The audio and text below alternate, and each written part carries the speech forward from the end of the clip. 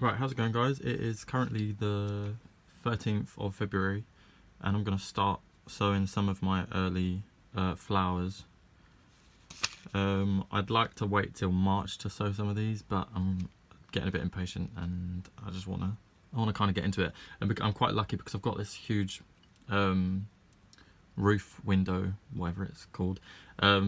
So it acts like like a greenhouse, I suppose, in my room, which is quite lucky that I have that. So I just thought, well, I'll start them early. Well, it does say on the packet that I can sow them now, so I guess it's maybe not that early, but anyway. I'm going to be sowing today my Phlox Drummondii creme brulee. Let's try and get it in the shot. So there's those. I got them from Sarah Raven, and there's the back if you want to pause it and read that. And then I've got my Cerenth Major Purpurescens, which I think there's only 12 seeds in this, so just over 2 rows. And then of these there's 175 seeds, so I'm only going to sow some of those and save some for maybe next year, depending on how well they do. So I'll start off with the Cerenth Major because I've got quite large seeds and that'll be a bit easier, less fiddly. So I've showed these before on my channel, these seeds, so there we are. So because these are quite large seeds, I'm not too worried about the soil. I've just used general purpose compost because I don't have any seed compost. With more expensive seeds or harder to germinate seeds, I probably would go out and buy some seed compost because it's got a lot more sand, a lot more grit, and finer particles, whereas this general purpose compost can be very lumpy sometimes, and sometimes seeds aren't really strong enough to get through. Oh, we've got more seeds than we should. Perfect. We have the perfect amount of 3 rows. Cool. So we've got 15 instead of 12. So I'm literally going to use my little toothpick, my trusty toothpick that's been in like every single one of my videos so far. Just going to pop it down slightly and just cover it. I'm not going to plant them too deep because I just don't want to risk them not coming up.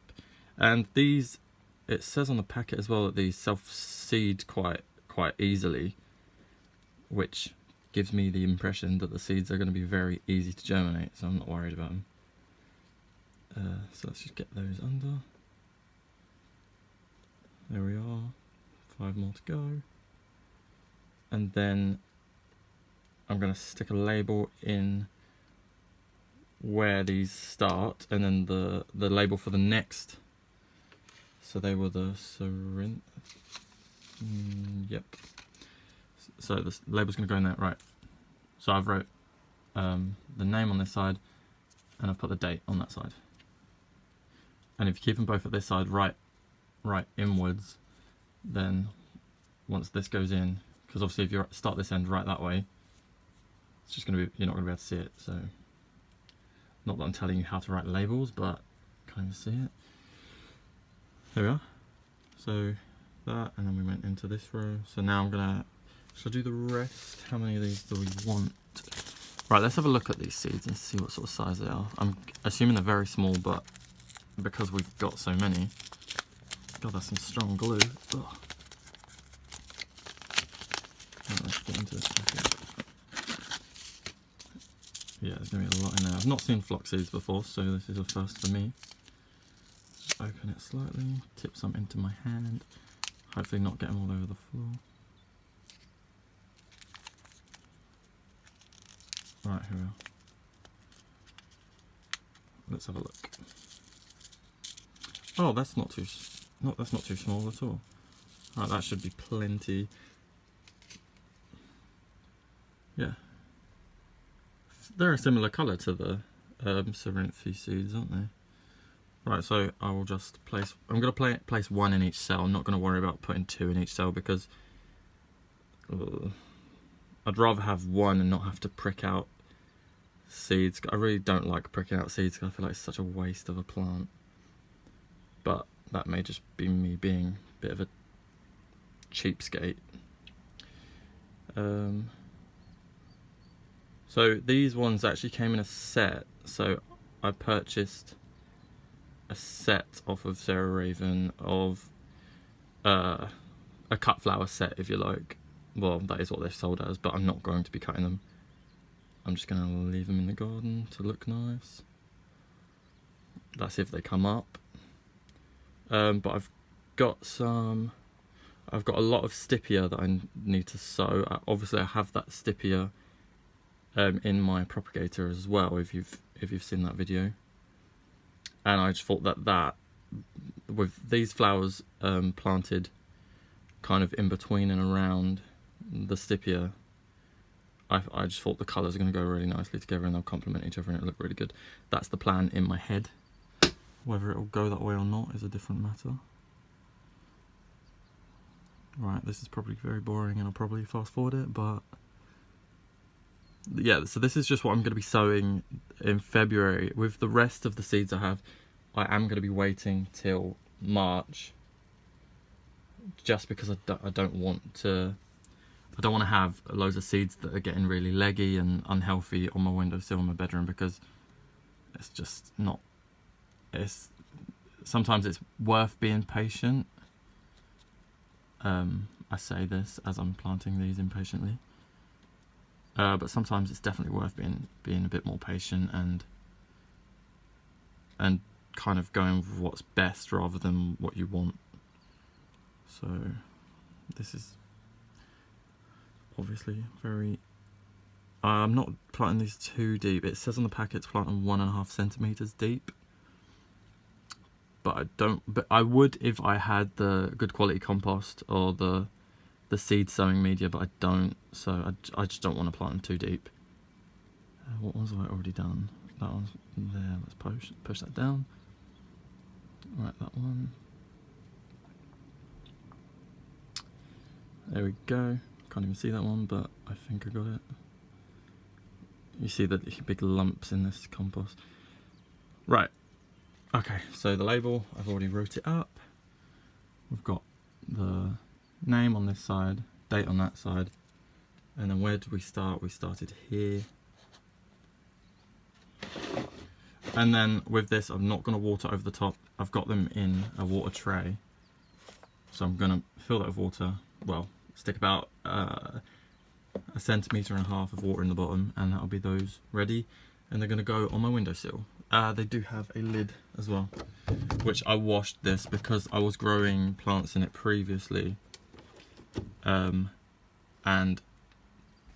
on top of the soil it grew some sort of white mold, so I thought I'd give it a good clean, get all the pathogens and any mold spores out of there, and fingers crossed this doesn't go moldy, and if it does then I'll know that I'm not very good at cleaning. So right, that's that done. Well, I need to remember to water it. I'm going to quickly take you over to my propagator, just show you a quick update there, because there has been a lot of change.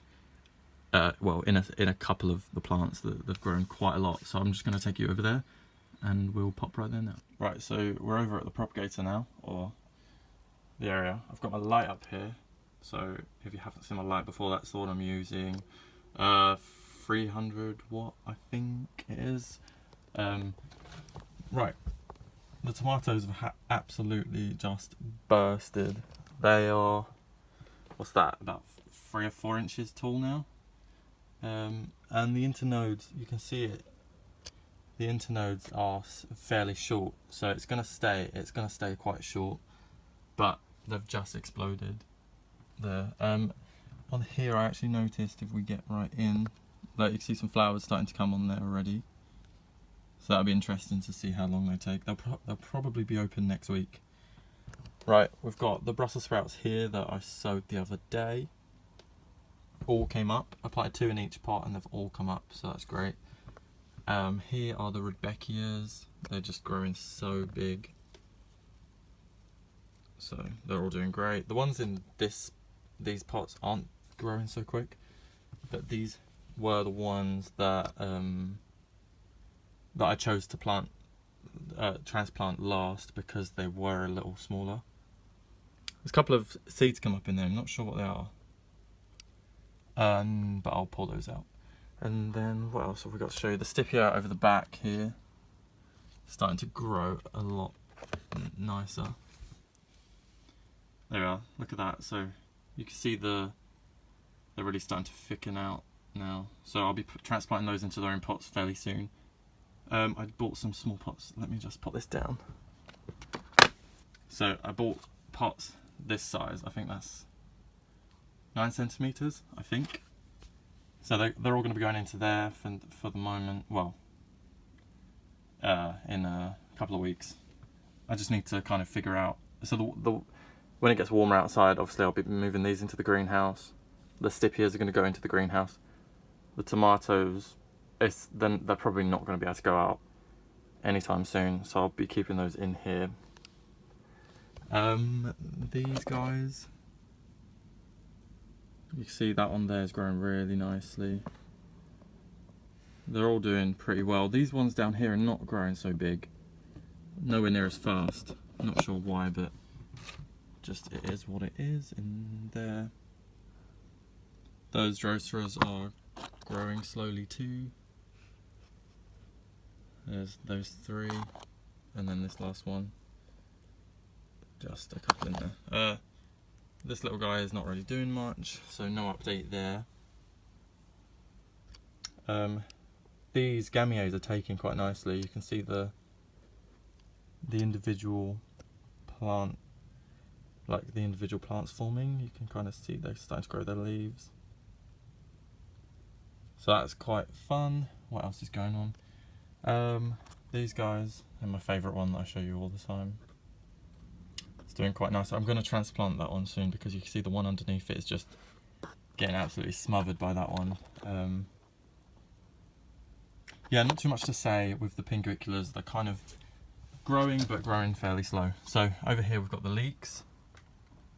A lot of them have come up. It seems to be quite thin in the middle. I'm not sure if I just didn't sow that many in the middle or not, but I mean there's more than enough there, and I'm going to do a successional seed sowing as well. So, and then we've got down here, we've got the cream cannas here. This one's a bit strange. It's kind of, it looks like the roots are growing from the top and nothing else. Oh, can we get a focus on that?